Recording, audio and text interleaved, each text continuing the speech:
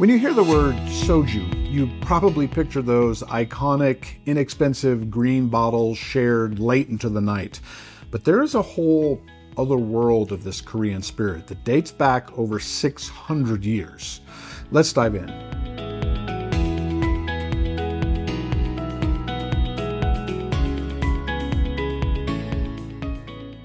Soju is the diverse Korean spirit made primarily from starch-based raw materials, resulting in everything from inexpensive, sweetened, low-alcohol drinks to complex, high-proof spirits aged in clay or oak.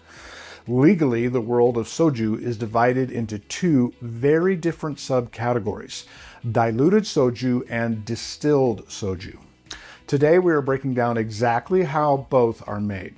Let's start with diluted soju, which accounts for more than 99% of all soju produced, including global giant brands like Jinro, Kamasul, and Chumchurum. The production of diluted soju is all about purity and scale. It begins with highly rectified ethanol, a neutral spirit typically made from tapioca for cost efficiency.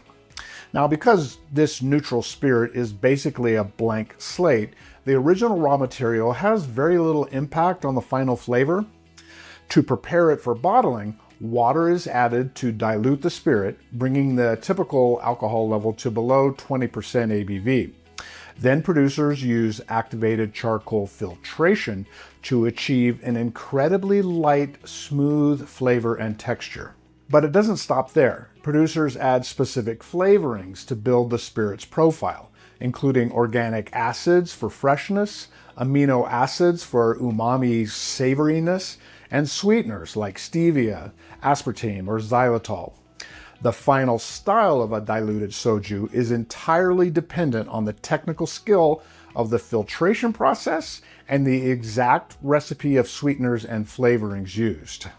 Now we leave the modern factories and step into the world of distilled soju, which relies on a fascinating traditional ingredient called Nuruk. Because the raw materials for distilled soju are starches, like rice, barley, or sweet potato, distillers need enzymes to convert that starch into fermentable sugar. That is where Nuruk comes in. Nuruk is a block made from coarsely ground steamed grains that have been moistened and left to develop a rich ambient microbial population. The specific climate and local microbes create regional differences, but typically this block becomes a powerhouse of bacteria, yeast, and molds. These microbes secrete three crucial enzymes: amylase to convert the starches to sugar, lipase to break down fats into ester-producing fatty acids, and protease to break up the grain's proteins.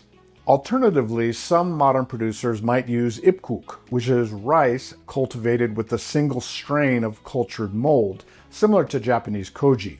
So armed with Nuruk or ipguk, the distiller cooks their base starch, usually rice, and mixes it with the broken up Nuruk and water.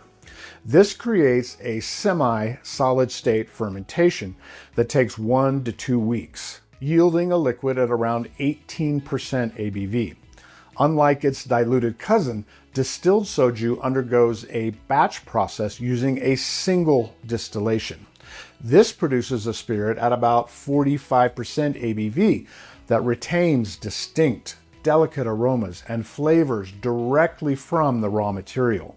After distillation, the spirit is often rested, though some producers choose to mature it in traditional clay vessels, stainless steel, or even oak barrels. Now, the ultimate expression of traditional distilled soju is Andong Soju, a 600-year-old style from Gyeongsang province.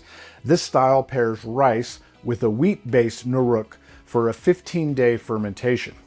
It is distilled to a low level of rectification, which creates an intensely characterful spirit loaded with textural complexity.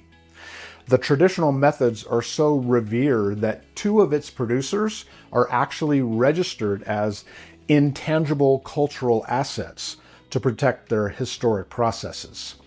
But there is also a modern craft renaissance happening. Brands like Hwayo are creating premium distilled sojus using vacuum distillation and maturing them in unglazed clay or oak. Even the massive diluted soju brands are entering the premium space, like Jinro releasing a 10-year-old oak-matured rice soju called Irpum. So the next time someone offers you soju, ask yourself, are you drinking a highly purified, sweetened marvel of modern column distillation? Or are you sipping on a robust, single-distilled craft spirit shaped by ancient ambient microbes?